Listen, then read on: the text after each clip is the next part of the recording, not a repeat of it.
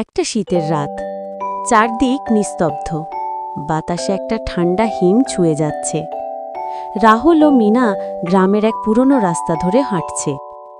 তারা কলেজ থেকে ফিরছে, কিন্তু বাস মিস করায় পায়ে হেঁটে ফিরতে হচ্ছে।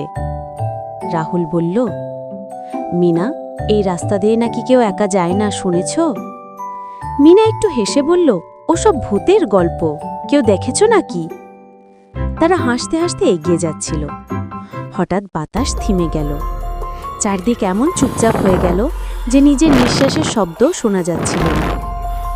রাস্তার একপাশে একটা পুরনো বটগাছ, নিচে একটা সাদা ছায়া বসে আছে। রাহুল থেমে গেল। মিনা, দেখছ?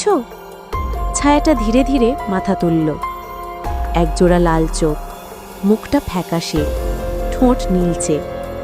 হঠাৎ সে হাসল, একটা অদ্ভুত ঠান্ডা হাসি। মিনা চিৎকার করতে চাইল, কিন্তু গলা দিয়ে শব্দ বেরোল না। রাহুল তার হাত ধরে দৌড় দিল। পিছন থেকে হাওয়ার মতো একটা শব্দ, থামো! রাহুল, মিনা। তারা যতই দৌড়ায়, রাস্তা যেন শেষ হয় না। একই বটগাছ, একই ছায়া বারবার সামনে আসে, যেন তারা এক গোল চক্করে ঘুরছে। মিনা কাঁদতে কাঁদতে বলল, রাহুল, আমরা কোথায় আছি? রাহুল পকেট থেকে ফোন বের করল।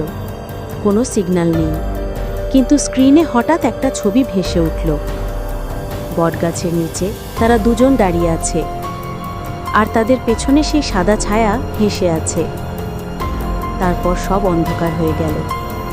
পরদিন সকালে গ্রামের লোকজন রাস্তার পাশে বটগাছের নিচে 2 জোড়া জুতো পেল, কিন্তু রাহুল আর মিনার কোনো খোঁজ আর মেলেনি।